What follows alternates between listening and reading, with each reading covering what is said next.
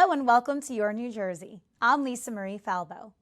On today's show, we'll learn about an organization dedicated to eliminating racism and empowering women. We'll also learn about how 3 middle schoolers from Verona started a candle company and are using it to give back to their community. But first, Governor Murphy recently announced the launch of NJ FinLit as part of Financial Literacy Month. NJ FinLit is a free educational tool to help New Jersey residents better understand their everyday finances. Here to tell us more about this exciting news is New Jersey State Treasurer Elizabeth Muoio. Liz, thank you so much for joining us. Thanks for having me. Well, congratulations on this app. We were talking off camera about how vital something like this is for the general population. So tell us all about it. Well, NJ FinLit is a free online financial wellness platform geared towards all adult New Jerseyans.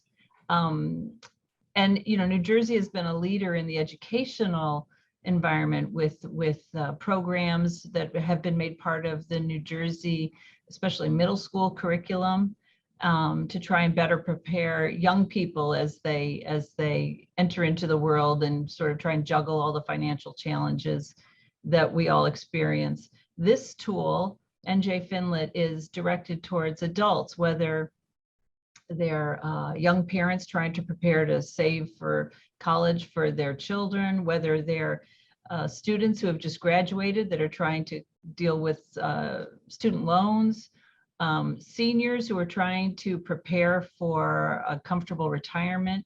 It really, runs a whole spectrum of different challenges that adults can experience financially. So it provides a bunch of different tools, videos, articles, classes. It can be more personalized. You can put in some of your information to help target where your needs are, or it can be more general in nature. And you could just look at some of the programs on budgeting and financial planning, credit cards, how to prepare for retirement, et cetera. It really is a flexible tool that we're hoping New Jerseyans can take advantage of. When did the idea come to be, and how long did you get it to launch? Well, we first started talking about this within the administration at the beginning of the pandemic. In Treasury, we're responsible for putting together the governor's budget proposals, and we were looking at how the pandemic, which obviously was a health crisis, but also a fiscal crisis, an economic crisis. And we saw how the people that were most affected by the economic crisis were those who had fewer resources financially to be able to handle, having the rug pulled out from under them, in an economic crisis. And sometimes, as we know, it doesn't take an economic worldwide crisis to have that rug pulled out from under you. Sometimes it's your roof starts leaking, you need a new roof, or there are just various financial challenges that get thrown in our way as we go through our lives. And we want folks to have sort of the tools to be able to plan better so that they can weather those storms, as they go through adulthood. And a lot of times it's just making sure you try and have a cushion available if you need it for a crisis, or that you, when you're choosing a credit card, how to choose one that allows you to meet your needs, but also pay off other loans that you have, still have some money left to be able to go out and see a movie on Friday night, or, as Governor Murphy said, it's really a lifelong skill, financial literacy. Your needs change throughout your lives, and we want people to be, have somewhere to go where they can say, how do I set up a household budget? If I'm a young person and I want to buy my first home, but I also have student loans, how do I juggle all these needs and also prepare in case something goes wrong, So we're hoping this is a big help for people. Well, we're all coming out of such a life-changing situation with the COVID-19 pandemic. So I think we all learned the importance of being financially solvent because everybody took a hit in some way, shape, or form during the past couple of years. Yeah, I agree. But it was people that had a little more of a financial cushion that were able to come out of the economic crisis faster. And it was those that tend to live more paycheck to paycheck, and that's a lot of people that really bore the brunt of the economic part of the crisis. So our hope is that with we can provide folks with some tools so that they can better be prepared to weather some of those changes. Like I said, that it's you don't have the rug kind of pulled out from under you as much as many people did during the pandemic. Fortunately, there was a lot of financial aid that came in from the federal government, and the state made sure that those funds were available to those residents that were most in need. But we want to make sure coming out of this crisis that we are better prepared for any future crisis, whether it's a personal crisis or a international crisis. We want to give people sort of some financial tools to help better prepare for that. How do you populate the app with this knowledge? Are you tapping into maybe financial experts around the state? Is it your office that's curating this content? We have a contract with a platform, Enrich, that provides sort of the material, sort of the educational tools, which we have then looked at as a department based on what we think are going to be the needs that more New Jerseyans have, sort of the areas that they may want to access most. We had a soft rollout amongst state employees to sort of kick the tires and find out, where they think we could tweak it. Do we have more people that want to know about student loans versus mortgage rates versus, different types of banking services? So almost all of the resources that Enrich offers are available to people that get onto the site. As I said, you can also personalize your information, and they will provide you can download your resume, and they will have it they'll review it and give you ideas for how to tweak it based on what employers are typically looking for, words they look for, things like that. So it is really a tool that can be as personal as you want it to. So we're very excited about it, and we're looking forward to hearing back from people, getting feedback in terms of what works and doesn't work for them, how we can even tweak it to better meet their needs. So we're very excited about it. It is such exciting stuff. What did you learn throughout developing this? Developing an app is not the easiest thing. Yeah, I mean, and kudos to my staff here in Treasury who worked extremely hard to put this together. This has been, roughly almost 2 years worth of kind of work. And we're really excited to be rolling it out in time for Financial Literacy Month, which is the month of April nationally. But yeah, we do consider it a work in progress because we really want to see, now that it has been launched, and as you said, the governor announced it earlier this week. Now that it's been launched, we're curious to hear what New Jerseyans like and don't like about the site, and how we can better address their needs to the extent there's changes they'd like to see made. So. Well, can I tell you my favorite in exploring a little bit about it? The stress reduction component, because talking about money, dealing with money, it's so stressful for a lot of people. Talk about that component and why that's so important to this app. And studies have shown that roughly 3/4 of Americans list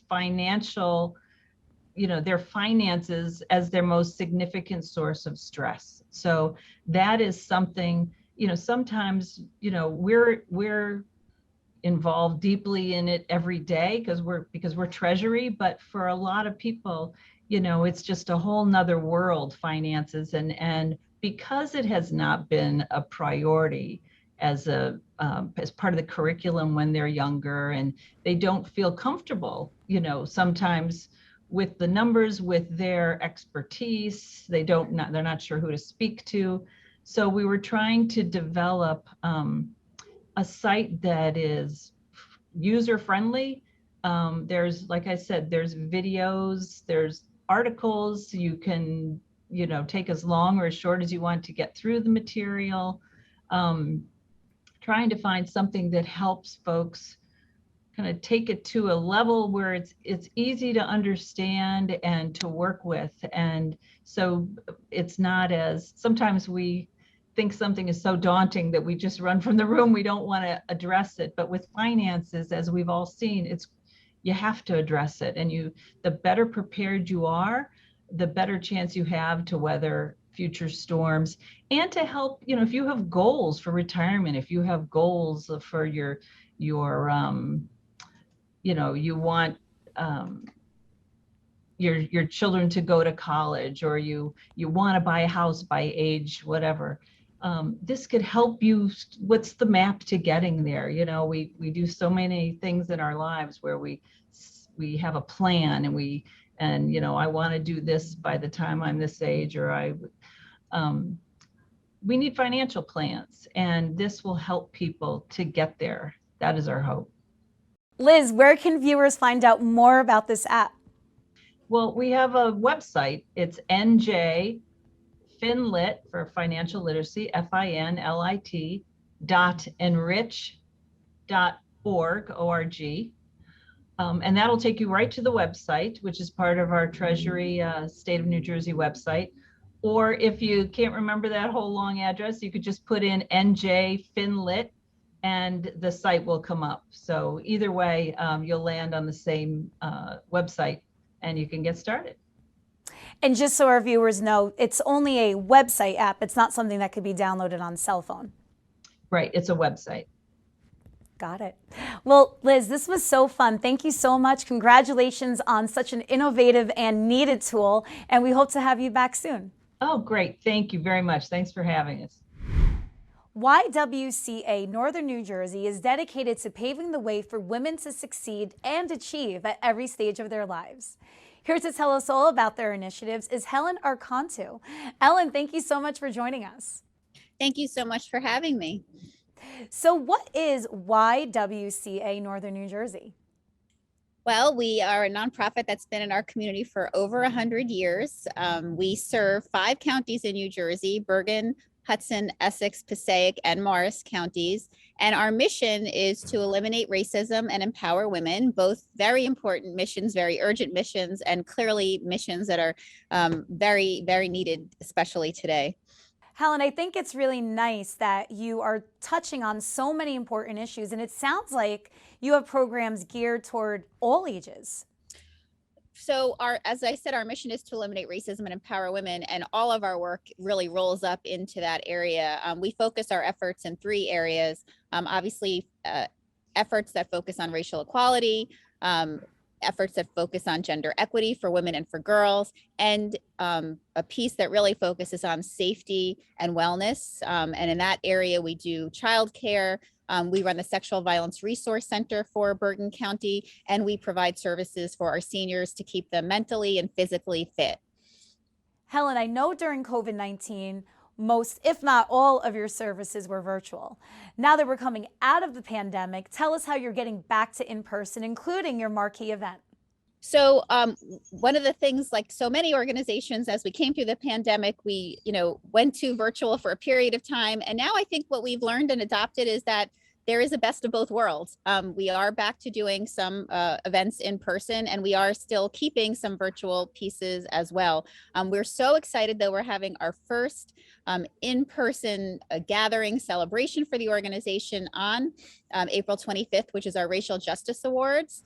This is a signature event for the YWCA. We're in the 8th year of this event, and this is an opportunity for us to be able to elevate and honor and celebrate individuals and organizations and businesses in our community who are focused on our mission of eliminating racism. We think it's a tremendous opportunity to be able to create models for others so that they can also look at their lives and see how they can also step in and step up to help us in our mission of eliminating racism. Who are you honoring at this event? Well, we are so excited this year. We have 4 wonderful honorees. BD, a global medical technical company. They are receiving the YWCA Northern New Jersey Racial Justice Advocacy and Activism Award. They have been supporting the YWCA's racial justice work and put some really significant dollars into programming that we've been able to do to address systemic racism in our community. And we are so appreciative to them. And it's such an opportunity for other companies to see how it's done. So we're so grateful to honor them. Rona Vega, who is the founder and CEO of Parent Matters, she's receiving the YWCA Northern New Jersey Theodora Lacey Award. Her organization is working with our youth and helping make sure that our youth of color are having access and to opportunity to be able to get them into higher education opportunities. And AAPI Montclair, a community nonprofit, they are getting the YWCA Northern New Jersey Pastor Johnson Award. They're an organization that really came to be over the last few years with the rise of Asian hate. And not only have they gathered thousands of individuals to be able to come together to advocate against Asian hate, they also have been working with legislation and education, outreach and support in the community in such a short period of time, had made such a tremendous impact. And one of my favorite awards every year, we try to really lift up youth in our community who are doing work in this area. So grateful to be able to honor Layla Jeffries L. She is a student with Burton Academies, and she's getting the YWCA Northern New Jersey Dr. Arnold Brown Award. She did some tremendous organizing over this time of COVID. She was really feeling disconnected from her peers and put together a virtual opportunity for them to be staying very engaged. Tell us about how you yourself got involved with this organization and why it's so important to you.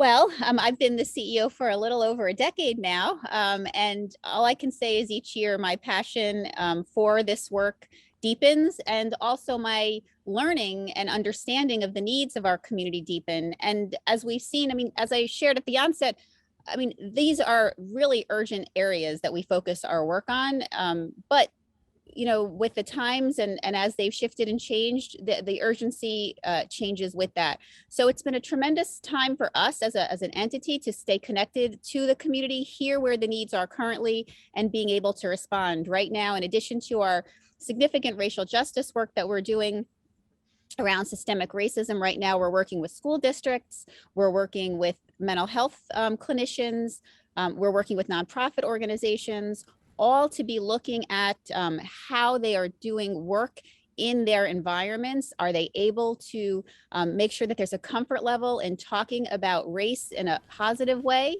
And also to make sure that they're looking at their policies and their practices to make sure that they're anti-oppression and not creating any type of issues for harassment. YWCA is involved in helping out so many different people for a variety of reasons. What do you think is the #1 issue affecting New Jersey communities as we stand right now, spring of 2022? Well, you know, I think that the reality of it is all of racial equity, racial justice is really an intersectional issue across every issue that's impacting our state. We know that all of our systems are really fraught with systemic racism. And so it is so important that, you know, we are combating every issue as they pop up, whether it's housing, whether it's childcare, whether it's workforce, but then taking that extra lens and looking at them a little bit deeper. And again, that's what these racial justice awards are about on April 25th. And that's why we have such gratitude to the individuals like our honorees who are really claiming this space as important to them and as something that they can model for others. Because if we don't all stand together and link arms, and we must do that from every community, if we don't do that, we will never be able to get past this place where, unfortunately, we are living in a time where people's lives are at stake. People's livelihoods are at stake. Equity could not be more important. And with the historic news that we just have come up with our new Supreme Court Justice coming in, this is an exciting time for change. We must embrace it. And we must really be really looking with honesty, with truth, asking the deep questions, and being able to live with the discomfort of what the realities are so that we can move forward and get to a place of equity for all. That is wonderful. How can people watching get involved with YWCA? Well, I encourage everyone to check out our website at ywcanj.org. Please also connect with us on all of our social media platforms. You can find us on Instagram, on Facebook, on Twitter, on LinkedIn. We have a YouTube channel. You can join us almost 2 to 3 times a week. We have a Facebook Live show, YWTV, where we raise issues and introduce people to our community who are working alongside of our mission. Thank you so much for joining us. Thank you so much for having me. Jada, Ellie, and Taylor are the trio behind JAE Candles Co. These 3 middle school students from Verona started the company during the pandemic because they wanted to spread love and light during the dark times. Jada, Ellie, Taylor, welcome to the show. Hi, thank you for having us. We're so happy to have you. Can you tell us all about why you started JAE Candles Co? Yeah, so we started JAE Candles Co. in quarantine. We were bored and we were looking for small business ideas on TikTok. And that's where we came across candles, and we thought it would be a great way to spread some light in the dark times of the pandemic. We also loved candles prior to that, so we just wanted to learn more. Yeah, and also that inspired us. So you saw this idea on TikTok. How did you 3 come together to get your idea to fruition? We're all have candles like around our house, in our rooms and stuff. And like We wanted to learn how to like make them and enjoy making them all together. yeah, And we 'cause did like a lot of research, and we eventually like started testing out different ways to make them. And then now like a lot of our formulas changed a lot, but we figured out how to like do it correctly. So you came together, made the candles. How did you decide the scents and the branding of your product? so basically there's a lot of back and forth between like the scents that we want to choose, because we only have a certain amount, which is normally like 4 to 5 scents. And we have sample scents that we choose, and we basically, My favorite is cocoa kind. Mine's citrus agave. yeah, and I like both of them because I can't really choose. So there's like a lot of like arguing over the scent sometimes, because we have to like also think of our customers and what they would like. So yeah, we try to put it on like the social media and stuff to get some input. Like polls to see which one they like better, like the names of which one. So since you started your candle line, what challenges have you faced with your small business? Well, like in our workspace, it gets really busy and it gets chaotic sometimes with packing, deadlines, and also just like getting dirty. yeah, and also like scheduling is a big factor, because we all have different schedules between like sports and school. So we have to find a time that works for all of us. Another big one is like mastering the formula, because it changes sometimes if we find like difficulties like with how the candles are curing. Yeah, we have to like figure out how to make it burn so it like burns smoothly. So besides candle making and business, have you learned any other lessons doing this during the pandemic? We just learned like that hard work pays off, and we've learned that like giving back is also good. Like the more you give, like the more you'll get. Yeah, exactly. So speaking of giving back, I know that portions of the proceeds for your candles go toward helping a variety of organizations. Can you tell us about those partnerships? Yeah, so we started off with the Kind campaign, which is a campaign that spreads kindness and awareness to bullying. And also we have Greens Do Good. Yeah, Greens Do Good is a campaign that, this is our candle for it. It employs people with autism, and they have a hydroponic farm that reinvests all its profits back into supporting people with autism. That autism story is so cool. April is Autism Awareness Month. How did you connect with that organization? We like met them over Instagram, like And like DMs, yeah. and then we would just like ask them if they wanted to do a collab, and like that's where it started kind of. And as we give back to like one campaign, that's when like kind of keep going. Yeah. I love that. I love what go-getters you girls are in so many different ways. So now that we're coming out of the pandemic, like you mentioned, you're back in person in school, you have your sports and your other activities. You're probably finding it harder to balance your normal lives with this new business. So what's next for the candle company? So basically, we want to expand our product line. That's one of our main goals. And we want to get into more stores, give back more, and maybe even move out of like maybe move into a studio, like other than having a business in the house. Lately, we've also had a lot of custom orders for Morgan Stanley and the Bear family. I'm so happy to hear that. So where can viewers find out more about you girls and where to buy a candle? They can find us on our Instagram, JAE Candles Co, or our TikTok, which is also JAE Candles Co, also our website, which is www.jcandles.com. Yeah, we have a lot of funny TikToks too. We also explain things about like our tools that we're using and stuff like that. So you should definitely And check how those we out. make them. You Yeah. want to learn. Well, thank you, girls. I have a baby girl at home. She's 13 months, and I hope she grows up with the entrepreneurial spirit that you all have. So thank you so much again. Thank you. Thank you. Thank you for joining me on another episode of Your New Jersey. I'm Lisa Marie Falbo. We'll see you back here next week.